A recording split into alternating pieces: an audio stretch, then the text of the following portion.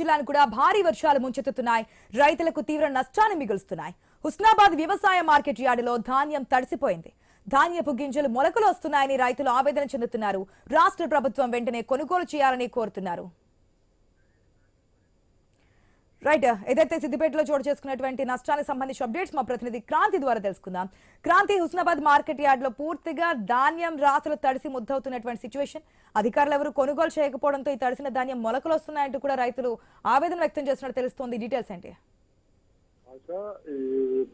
ఈ వానాకాలం సీజన్ లో చూసినట్టు రైతులు ప్రతిరోజు కష్టాలే పడుతున్నారు. ప్రారంభంలో వర్షాలు సరైన సమయంలో పడక పంట పండించుకుంటామా లేమన్న ఆందోళన ఉండే, ఆ తర్వాత లేట్ గా వర్షాలు పడ్డ వర్షాలను ఆసరగా చేసుకుని పొలాలు నాటు పెట్టుకున్నాక పంట చేతికొచ్చే దశ నుంచి కూడా మొదటి నుంచి కూడా మొత్తం విపరీతమైన భారీ వర్షాలకు పంట దెబ్బతింటూనే ఉంది. ఆ తర్వాత మధ్యలో పంటను కాపాడుకోవడానికి దాని ఎదుగుదల కోసము అధిక ఉత్పత్తి కోసం వాడాల్సిన యూరియా దొరకక అప్పుడు చాలా ఇబ్బందులు పడ్డారు. రోడ్ల మీదకి వచ్చి రైతులు ఆగమైపోయిన పరిస్థితి మనం చూస్తాం. ఇప్పుడు తీరా అష్ట కష్టాలు పడి చేతిగా పండించుకున్న పంటను తీసుకొచ్చి మార్కెట్ లో అమ్ముకున్నామంటే అమ్ముకోలేని పరిస్థితి ఉంది.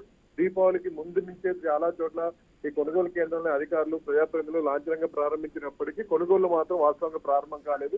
తమ ధాన్యాన్ని తీసుకొచ్చి కొనుగోలు కేంద్రాల్లో పెట్టి రైతులు ఎదురు చూస్తున్నారు కొనుగోలు కోసం. ఇప్పటి వరకు ఎవరు కొనకపోవడంతో ఆ వర్షాలకి మంతా తుఫానికి మొత్తం తడిసిపోయి ముద్దవుతున్నాయి. చాలా మద్దతు మొలకెక్కిన పరిస్థితి మనకు కనిపిస్తుంది. దీంతో రైతులు లబోదిబోం అంటున్నారు. తమకు ఆదుకున్నామంటున్నారు. రైతులు తమ ఆవేదన వ్యక్తం చేస్తున్నారు. ఆశ ఇప్పటికైనా అధికారులు ప్రభుత్వం స్పందించి తమకు న్యాయం చేయాలని, ఎమ్మటే ఈ తడిసిన ధాన్యాన్ని కొనుగోలు చేయాలని వాళ్ళు విజ్ఞప్తి చేస్తున్నారు. లేకపోతే ఇప్పుడు ఈ ధాన్యం రంగు మారే అవకాశం కూడా ఉంది. Asha. Right Kranthi, thanks for the update.